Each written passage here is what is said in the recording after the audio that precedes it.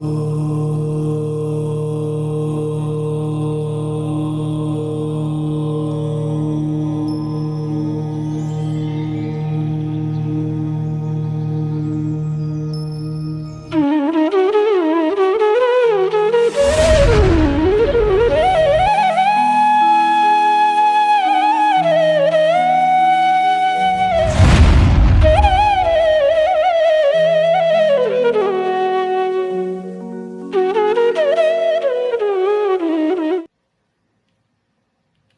ह्रीं अरहम णमो जिनाणम। सप्तम गुलिस्तान अप्रमत्त विरत की विशेषताएं। सबसे पहले यह जानना है कि पंचम काल में इस सप्तम गुलिस्तान के ऊपर कोई जीव नहीं जाता, अर्थात सप्तम गुलिस्तान में भी केवल स्वस्थान या निरतिशय पना रूप सप्तम गुलिस्तान ही सब मुनिराजों के बन सकता है। इससे ऊपर पंचम काल में नहीं जाते। ठीक ये इस गुलिस्तान की विशेषता जानिए।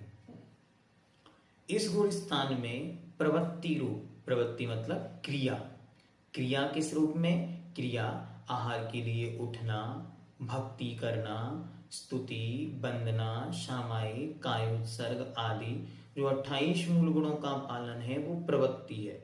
तो प्रवृत्ति रूप शुभोपयोग होता है, अर्थात भी मुनि महाराज अच्छी तरह इन क्रियाओं में अपने आत्म परिणामों को लगाते और परिणामों की निर्मलता को बनाते, तथा निर्वृत्ति रूप शुद्धोपयोग होता है।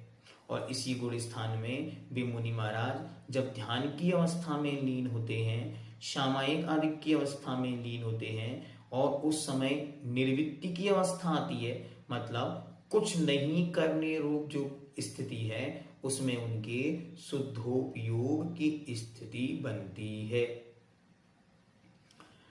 प्रथमोपशम सम्यक दृष्टि या छायोपशमिक सम्यक दृष्टि जीव यहीं तक जा सकते हैं, इसके आगे नहीं।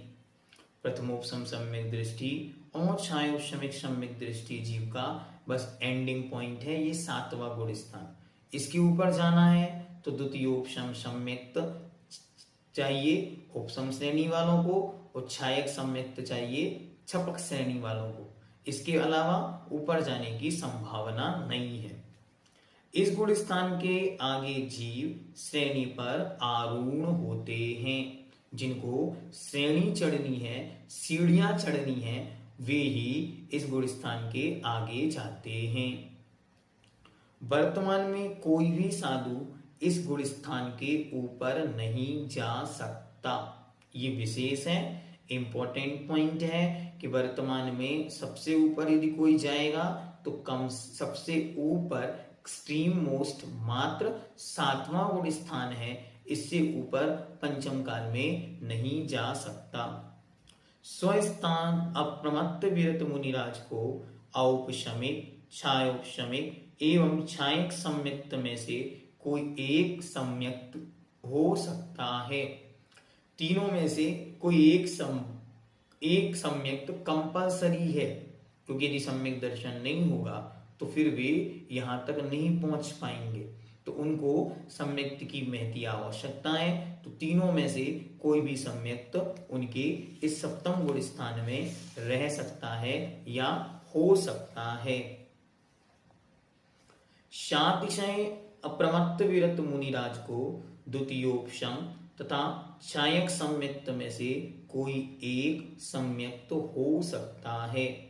7वें गुणस्थान के 2 पार्ट किए, तो पहली अवस्था में तो तीनों सम्यक्त तो हो सकते हैं, लेकिन इससे ऊपर यदि वे चढ़ेंगे तो या तो द्वितीयोपशम सम्यक्त होगा तो उपशम श्रेणी चढ़ने योग्य होंगे, और छायक सम्यक्त होगा तो उपशम और छपक दोनों श्रेणी चढ़ने के वे योग्य हो जाएंगे।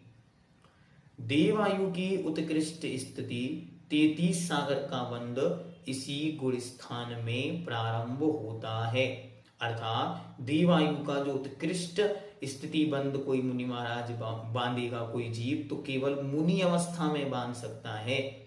बिना मुनि बने कोई भी जीव सर्वार्थ सिद्धि में जा नहीं सकता। और वह ही 7वें गुण स्थान के बिना, मतलब वही जीव वहां जाएगा जो आगामी भवों में नियम से मुक्ति का पात्र होगा, क्योंकि वहां तो केवल एक भव अवतारी चाहिए। अब अभव्य जीव है तो मुनि तो बन जाएगा, लेकिन गुणस्थान रहेगा पहला, तो इसलिए वह उत्कृष्ट स्थिति नहीं बांध सकता। वो बांधेगा तो मैक्सिमम नवग्रहिकों की स्थिति को बांध सकता, लेकिन जो सर्वार्थ सिद्धि की सर्वोत्कृष्ट स्थिति है उसको बिना मुनि मुद्रा के, बिना सप्तम गुण स्थान के प्राप्त किए कोई भी नहीं बांध सकता। अब इस गुण स्थान से कहां जा सकते हैं? तो सप्तम गुण स्थान से 8वें गुण स्थान में जा सकते हैं, उपसम श्रेणी छपक श्रेणी रूप में। ठीक, सप्तम गुण स्थान से 6वें गुण स्थान में आ सकते हैं, 6वां 7वां 6वां। नियम क्या है? जब कोई जीव दीक्षा लेगा तो दीक्षा लेते ही उसका गुण स्थान बनेगा 7वां, और फिर अंतर्मूर्तवाद नियम से वो वहां से च्युत होकर 6वें में आ जाएगा। फिर 6वां 7वां जीवन पर्यंत झूले के समान चलता चलता रहता है। तो पहला तो 8वें गुण स्थान में जाते, नीचे 6वें में आते। सप्तम गुण स्थानवर्ती मुनि का यदि आयु क्षय हो जाए तो सीधे चतुर्थ गुण स्थान में जाते हैं। क्यों? क्योंकि जो मुनि मुद्रा के साथ अगली आयु का बंध करेंगे तो वे नियम से देव बनेंगे। ये ध्यान रखना, यदि कोई जीव 6वें 7वें गुण स्थान में अपनी आयु को पूर्ण करेगा और उसी समय आयु को बांधेगा तो नियम से देव आयु को बांधेगा। दूसरा नियम हमने एक चीज और पढ़ी थी कि जो जीव 5वें गुण स्थान में पहुंच गया है वो अब मात्र देव आयु का ही आश्रय बंद करेगा, अन्य आयु का आश्रय बंद उसके नहीं होता। तो इन दोनों नियमों से स्पष्ट हो गया कि वो यहां से मरण करके और वैमानिक देवों में उत्पन्न होगा। सप्तम गुण स्थान से कहां जा सकते हैं? ये तो हमने सप्तम गुण स्थान में कहां से आ सकते हैं, अब तो बतलाते। अनादि मिथ्या दृष्टि, मतलब जिसको आज तक कभी सम्यक दर्शन नहीं हुआ, ऐसा मिथ्या दृष्टि जीव यदि पहली बार सम्यक दर्शन प्राप्त करता है तो पहले गुण स्थान से डायरेक्ट 7वां गुण स्थान भी बना सकता है। पहली बार में कोई अनादि मिथ्या दृष्टि जीव था, अनादिकाल से मिथ्यात्व में पड़ा था और डायरेक्ट जैनेश्वरी दिगंबरी मुनि मुद्रा धारण करेगा और पहले से 7वें गुण स्थान में पहुंच जाता है। हाँ, ऐसा भी संभव है। इसलिए ये नहीं सोचो कि ये तो अनादिकाल से मिथ्या दृष्टि था, अब इसका क्या हो गया। एक साथ कितनी सुंदर स्थिति है, यहां से 8 वर्ष अंतर मुहूर्त का हुआ और 8 वर्ष अंतर मुहूर्त के होते ही तुरंत उसने जैनेश्वरी दीक्षा धारण कर ली। जैनेश्वरी दीक्षा धारण करी और मुनि मुद्रा धारण करते ही 7वां गुण स्थान उसका हो गया।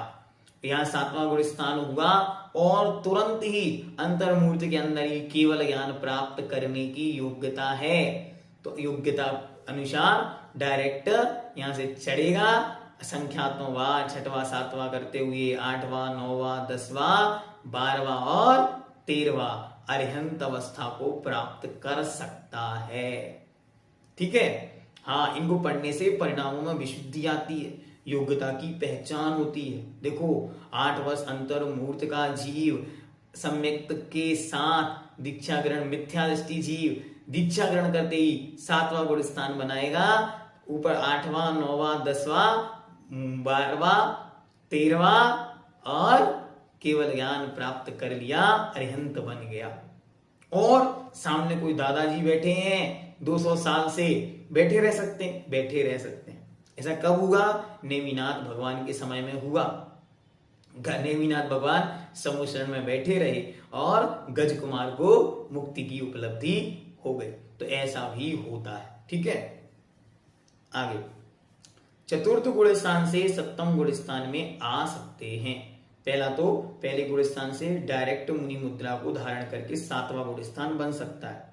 ये नियम होगा कि जिसका 7वां बनेगा उसको सम्यक तो होगा ही होगा, क्योंकि सम्यक्त के बिना चौथा, पांचवा, छठवां, सातवां और ऊपर के गुण स्थान नहीं बनते तो सम्यक्त तो वहां कंपलसरी होगा। ठीक है, फिर आगे कहते हैं देशव्रत पंचम गुण स्थान से सातवें गुण स्थान में आ सकता है। कोई देशव्रती था, कोई व्रती था और उसने मुनि मुद्रा धारण करी तो डायरेक्ट पांचवें से सातवें गुण स्थान में जा सकता है। छठवें गुण स्थान से सातवें में आ सकता है। ये क्रम तो जीवन पर्यंत चलता है, छठवां सातवां, छठवां सातवां। फिर उपसम श्रेणी से नीचे गिरते समय आठवें गुण स्थान से सप्तम गुण स्थान में आ सकता है। यह बात आपको पहले अच्छी तरह समझा दी गई थी कि कभी भी कोई जीव यदि चपक श्रेणी से चढ़ा है तो लौटने का चांस नहीं, लेकिन यदि उपसम श्रेणी से चढ़ा है तो क्रमशः नीचे उतरता है तो आठवें से सातवें में आने की संभावना रहती है। अब बतलाते हैं कि इस गुण स्थान का काल समय कितना है। तो जघन्य समय, सबसे कम समय कितना है इस गुण स्थान का, देखते। सप्तम गुण स्थान का जघन्य काल 1 समय है। ध्यान से सुनो, बहुत सुंदर विषय आपके सामने रख रहा है। सप्तम गुण स्थान का जघन्य काल 1 समय है। यह काल उन मुनिराजों का होता है जिन्होंने सप्तम गुण स्थान में प्रवेश किया और आयु का क्षय हो गया। कोई मुनि महाराज डायरेक्ट सातवें गुण स्थान में आए और आते ही आयु समाप्त हो गई और वहां उनका मरण हो गया, तो एक समय तक भी, कम से कम एक समय वे वहां ठहर सकते हैं। दूसरी स्थिति तब होती है जब कोई उपसम श्रेणी वाले नीचे गिरते हुए सप्तम गुण स्थान में आते हैं, तब अप्रमत्त विरत गुण स्थान में मात्र एक समय रहें और तत्काल आयु का क्षय हो जाए तो मरण की अपेक्षा एक समय घटित होता है। उत्कृष्ट काल कितना है, तो सप्तम गुण स्थान का उत्कृष्ट काल अंतर मुहूर्त है। हाँ, इस चीज को संस्मरण के रूप में जीवन भर याद रखो। हमने दादा गुरुवर महाकावीश्वर आचार्य देव ज्ञान सागर जी महाराज के जीवन का प्रसंग आपके सामने रखा था कि आचार्य महाराज अंदर थे और कमरे से बाहर आए, आकर बैठे। किसी ने पूछा महाराज आपकी आयु क्या है, तो महाराज कहते हैं अंतर मुहूर्त। तो वो हंसने लगा, हंसते हुए कहता है ये क्या होती है। महाराज कहते हैं देखो, गुण स्थान छठवां सातवां दोनों की आयु है अंतर मुहूर्त, तो हमारी आयु हुई अंतर मुहूर्त। तो ये अप्रमत्त भी अंतर मुहूर्त और छठवें की भी अंतर मुहूर्त, ऊपर नीचे होते रहते हैं, इसलिए इससे ज्यादा उनके टिकने का समय वहां पर अवकाश है ही नहीं। इसलिए इसको अच्छी तरह से जानना।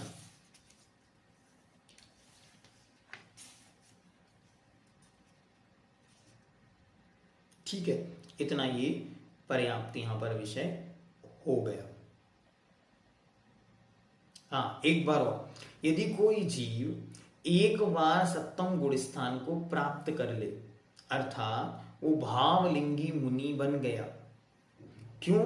बाहर से द्रवलिंग तो कई बार मिथ्या दृष्टि भी धारण कर सकता है, जो आपने छेडाला में अच्छी तरह समझा कि वहां पर वह नौवीं अंतिम ग्रीवक की लोहद पायो अनंत बिरिया पद, तो वहां तो ठीक है, लेकिन यहां पर अच्छी तरह ये जानना है कि वह जीव यदि एक बार भी कोई जीव सप्तम गुण स्थान को प्राप्त कर ले, अर्थात द्रव्य सहित भावलिंगी मुनि बन जाए, पूर्ण रूपेण निर्गंत मुद्रा को धारण कर ले, तो या तो उसी भव में मोक्ष जाएगा या फिर अधिकतम 32 भवों के अंदर अंदर मोक्ष चला जाएगा। इससे ज्यादा संसार में रहना ही नहीं पड़ेगा। उत्कृष्ट साधना अधिक करेगा तो मानो पंचम काल का साधु है, तो पंचम काल में इस भव में तो मोक्ष संभव नहीं, तो यहां भी मुनि मुद्रा को धारण करेंगे, यहां से स्वर्ग जाएंगे और वहां से या तो वापस यहीं पर आकर या फिर विदेह क्षेत्र आदि में जाकर और वहां से केवल ज्ञान प्राप्त करके, मुनि मुद्रा धारण करके केवल ज्ञान प्राप्त कर सिद्ध बन सकते हैं, बनते हैं। और अगर खिंचाव बनेगा थोड़ा सा तो 7-8 भवों में मोक्ष को प्राप्त कर लेते हैं। अब कोई प्रश्न पूछे, भैया जी पंचम काल में इतने सारे साधु हैं, इनका गुण स्थान कौन सा? तो जीवन भर याद रखना, हम किसी के भी गुण स्थान को नाप नहीं सकते, पहचान नहीं सकते। क्यों? ये सब परिणामों का खेल है। एक क्षण में ही वे पहले गुण स्थान में थे और देखते ही देखते एक क्षण में उनका गुण स्थान होगा 7वां। तो हम गुण स्थानों के विषय में विचार नहीं करें, फिर हम क्या देखें? हम मात्र उनकी बाह्य मुद्रा देखकर उस मुद्रा में हमें 28 मूल गुणों की निर्दोषता दिख रही है। जिसके बाह्य में 28 मूल गुणों की निर्दोष प्रवृत्ति है, उस जीव के तो 7वां गुण स्थान बनने की पूरी संभावनाएं हैं। क्योंकि बाहर में निर्दोष है, बस परिणाम ऊपर चढ़े तो पहले से 7वीं में चला जाएगा, चौथे से 7वीं में चला गया, 5वीं से 7वीं में चला गया, 6वीं से 7वीं में चला गया। लेकिन जिनके बाह्य मुद्रा की पूर्णता नहीं है, बाह्य में मूल गुणों का निरतिचार पालन नहीं है, उनके गुण स्थान क्या होंगे, इसके विषय में हमको कोई विचार नहीं किया जा सकता। क्यों? जब बाह्य में मुद्रा ही ठीक नहीं है तो 7वां पाना अर्थात भावों में पाना बहुत कठिन हो जाएगा। इसलिए जिनकी आचार्य भगवंत हमेशा यही कहते थे कि बाह्य में जो 28 मूल गुणों का वर्णन है, पहले हम उसे निर्दोष बनाएं, अंतरंगी की परिणाम अलग वस्तु है। दूसरी बात, मैंने अपने कानों से सुना, आंखों से उस दृश्य को देखा। जब रामटेक में आचार्य महाराज ने दीक्षा दी तो दीक्षा देते आचार्य महाराज बोले, देखो मैंने तुम्हें दीक्षा दे दी, अब गुण स्थान तुम्हें अपने अपने बनाने हैं। मतलब क्या? हमने तो संकेत किया तो तुमने बाहर कपड़े उतार दिए, हमने कहा तो तुमने घर छोड़ दिया, परिग्रह छोड़ दिया, पाप छोड़ दिए, हमने आपको पिछी कमंडल भेंट दे दिए। ये बाह्य मुद्रा है, चिन्ह है, पहचान है, हमने आपको दिया। लेकिन परिणामों की स्थिति अब आपको उस लेवल की बनानी है कि आपका गुण स्थान 7वां हो।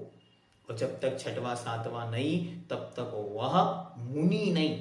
लेकिन बाह्य मुद्रा के माध्यम से हम मुनि को पहचानते हैं। इसलिए जब तक उनके निर्दोष मूल गुणों का पालन हो रहा है, तब तक हम उन्हें मुनि के रूप में नियमित रूप से स्वीकार करते हैं, करना है और करना ही पड़ेगा। क्योंकि हमारे सामने कोई भी पहचान का लक्षण, कोई भी अन्य साधन उपलब्ध नहीं है। जब तक प्रत्यक्ष ज्ञानी, अवधि ज्ञानी, मनपर्य ज्ञानी, वो केवल ज्ञानी आकर ये नहीं कहेंगे कि इनका गुण स्थान 6वां है, कि इनका 7वां है, कि पहला है, कि दूसरा है, तब तक आप कैसे जानेंगे? इसलिए इस विषय में हमेशा निर्विकल्प रहकर आराधना में लगना चाहिए। और आदरणीय पंडित जी साहब ने, आशाधर जी ने बहुत सुंदर पंक्ति लिखी। वे तो कहते हैं, मुनि मुद्रा को देखकर आप हमेशा ये भाव करो, ये तो वही हैं जैसे साक्षात तीर्थंकर अरिहंत विचर रहे थे। उनको देखकर ये भाव करो, उत्साह से भरो, उल्लास से भरो कि धनी धन्य है वे जीव नर भव पाए यह कारज किया। क्या?